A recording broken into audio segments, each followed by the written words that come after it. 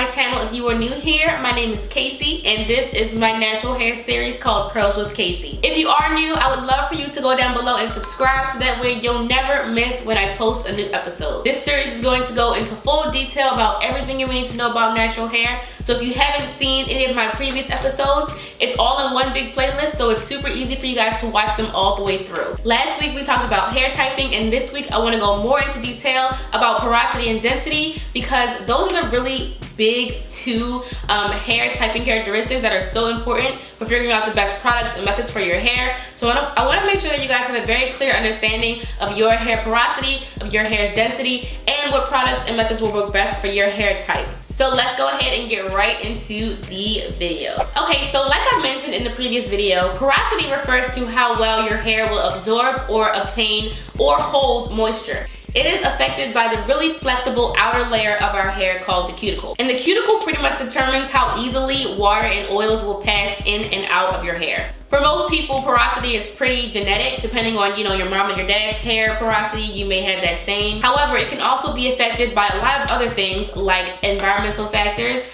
heat styling, color treating, and of course, chemical processing. These things can make your hair more porous because it's kind of damaging the hair's cuticle. So there are two ways that you can pretty much experiment to see what level of porosity your hair is. The first thing you can try is the float test. Basically, you want to take any piece of hair that may have fallen out in your comb or your brush, dip it in some water, well not dip it, throw it in a cup of water, let it sit for like 2 to 3 minutes, and then if the hair floats, then that means you have low porosity hair, and if the hair sinks, then that means you have high porosity hair. So I actually just grabbed a cup of water and a piece of hair that I found in my comb, and I'm gonna drop mine in, and I'm gonna let it sit for the remainder of this video, and then at the end I'll reveal if I have high or low porosity hair. The second way you can measure your hair's porosity is simply by taking a strand of your hair and pretty much sliding up towards your scalp, and if you feel any like weird bumps, then that means you have high porosity hair, and if your finger slides easily to the top of your hair, then that means you have low porosity hair. And the reason for that is high porosity hair has a bunch of holes in it, which makes it really porous. Obviously, the more holes, the more water and oil can go through. So you can kind of feel those holes as bumps when you rub up your hair. But when you have low porosity hair, then the cuticle is pretty much completely sealed. So that's why when you rub your finger through it, you can't feel any bumps. So along with the float test or the slip and slide test, I want to give you guys some characteristics of low porosity, medium porosity, and high porosity hair, so that way you can kind of determine where your hair lays. So let's start off with low porosity hair. So low porosity hair has a tightly bound cuticle layer with overlapping layers on top, and they pretty much lay flat. This type of hair is often very, very shiny, especially when it has dark color in it. Because the cuticles on low porosity hair are so tight and compact, it pretty much repels water and moisture. So people with low porosity hair pretty much have a hard time getting their hair to absorb water. It can also be kind of hard to process like with color, because it pretty much resists anything that's trying to penetrate it. Low porosity hair is also prone to buildup from any type of product that has protein, and an over amount of protein in low porosity hair can leave it feeling very stiff and straw-like. If you have low porosity hair, you should stick to products that have very low protein and use products that have a lot of humectants in it. Humectants are basically ingredients that help to hold and attract moisture to the hair. The two biggest and most effective humectants are honey and glycerin. So if you have low porosity hair, I highly recommend going towards products that are either high in honey or glycerin, because they're going to really help to attract moisture to your hair. Your hair doesn't like to take moisture in. Those with low porosity hair actually may not experience as much heat damage as those with medium or high porosity hair, just because your cuticles are naturally so tightly compacted that when you apply heat, it doesn't affect it as much. But you still shouldn't use heat a lot, because obviously there are other reasons why heat can damage your hair. But those with low porosity hair can pretty much resist heat a lot easier. You really want to try using light liquid based products on your hair that aren't going to just sit on top of the cuticle and leave it feeling greasy. You want to shop for water based leave-in moisturizers that are going to penetrate the hair without a lot of heaviness. You putting heavy products on top of a cuticle that's already not allowing moisture into the hair is just gonna leave your hair feeling really flat. Jojoba oil is a great light moisturizer for those with low porosity hair because it's very similar to the oils that our hair naturally produces. Heavier oils will be harder to absorb and will simply just sit on top of the hair cuticle. Two other great moisturizing oils for low porosity hair are grapeseed oil and sweet almond oil. So moving on to medium porosity hair. Surprisingly, hair with medium porosity often requires the least amount of maintenance. Cuticle layer is looser than those with low porosity hair, but tighter than those with high porosity hair, so it kind of absorbs the right amount of moisture without letting too much go. Hair with normal porosity can pretty much hold any style well and can take color and heat well as well. Over time though, doing too much coloring and too much heat will actually damage the hair's cuticle and increase your porosity, which is not good. So if you have normal porosity hair or medium porosity hair, you want to be very careful about how much heat and color you're using. Obviously all of us need to, but you especially, just because over time it can damage the cuticle and cause your hair to become high porosity. Those with medium porosity hair can pretty much use any moisturizer that they want. It can be light, it can be heavy. You don't want to layer too many products on the hair because your hair doesn't really need it. It will pretty much absorb any amount of moisture, and it's like, it has a good medium. This level of porosity is actually very rare. Most people are either on the low side or on the high side. If you have medium porosity hair, then your hair is kind of like perfect, almost. So now moving on to high porosity hair. So high porosity hair can pretty much be inherent, meaning coming from your mom or your dad, or it can be a result of over-processing or over-heat styling or over-chemical processing your hair. And that's simply because, like I mentioned earlier, the more you process your hair,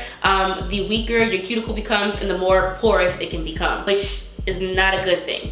However, your hair can be completely healthy and you can still have very high porosity hair. Like I said, sometimes it's just inherent and your hair just is naturally like that. But with that being said, if you have high porosity hair, you do not want to color treat or dye your hair or chemical process it. You don't want to do any of that at all, really, because it's just gonna make your hair more porous, and that's not good. It's not good. I'm gonna tell you why. So like I mentioned, low porosity hair has cuticles that lay flat. High porosity hair has a bunch of holes in it. These holes can let in too much moisture and also release too much moisture. That's why those with high porosity hair probably feel like the hair is moisturized when you first put in your products, and then after a few hours it automatically feels dry. It's probably because you have high porosity hair and those holes are just like spitting out the moisture that you just put in your hair. Because high porosity hair absorbs so much moisture, it's very common, you probably noticed if you have high porosity hair, that when you go outside and it's very humid, your hair shrinks up. When that happens, it's literally absorbing all of the moisture that is in the air and just taking it all in your hair. You may also notice that your hair takes color treating very easily because the hair is so porous, the cuticle is so open, it takes color very, very quickly. It's just super easy for the color to get into your hair. So if you do color treat your hair and you have high porosity hair, you have to be sure that you're not leaving it in too long, or else you can really damage your cuticle. If you have high porosity hair, you also want to be very careful with swimming or staying out in the sun too long or any other like environmental factors. Because the hair is so porous, it can pretty much absorb anything, and it can definitely be possible to have too much moisture in your hair. You want to try to use anti-humectants when you go outside in the humid weather. You want to prevent your hair from absorbing as much as possible. Because high porosity hair can lose its moisture very easily, you really want to make sure that you are doing the lock method. I cannot stress how important it is for high porosity hair to use a leave-in conditioner, some type of oil or moisturizer, and then a sealant on top. The sealant is really the most important part. Layering your products this way will help the hair to hold all the moisture that you're putting in and not release it. That's why products that are really heavy in butters are really good for high porosity hair, because it helps to seal in all the moisture. It basically fills in all those gaps to prevent damage and moisture loss. I also suggest that people with high porosity hair occasionally do apple cider vinegar rinses, because apple cider vinegar actually really helps to close the hair cuticle naturally. This will obviously help to retain moisture. Okay, so now I'm going to reveal what my level of porosity is. So this was my cup of water, and I don't know if you guys can see, but my little strand of hair is right here. All the way at the bottom.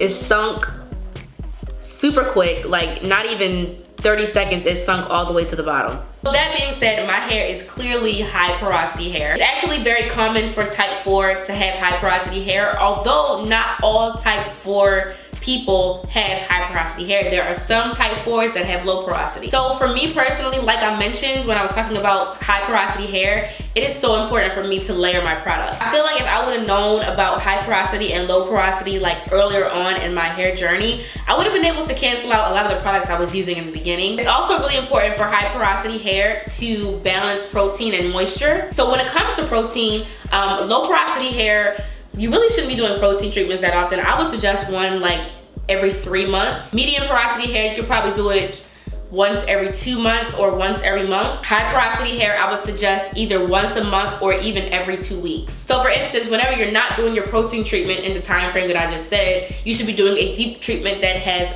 moisture in it. So that way you have a good balance of the two. So this video ended up being way longer than I wanted it to be. So what I'm going to do is split this video in half, and next week we will talk about density. And in that video, I will also give specific products for each type of hair that I suggest are the best. So thank you guys so much for watching this video. I hope it was helpful to you. I apologize that the lighting is so terrible right now. I usually film these in the morning, but I'm actually filming it right now super late. It's like 12 o'clock actually, the night before this is going up. So I hope that you guys appreciate it because I stayed up all night probably to edit and everything. Don't forget to give this video a thumbs up if you enjoyed it, and of course comment and subscribe, and I will see you all in my next video. Bye.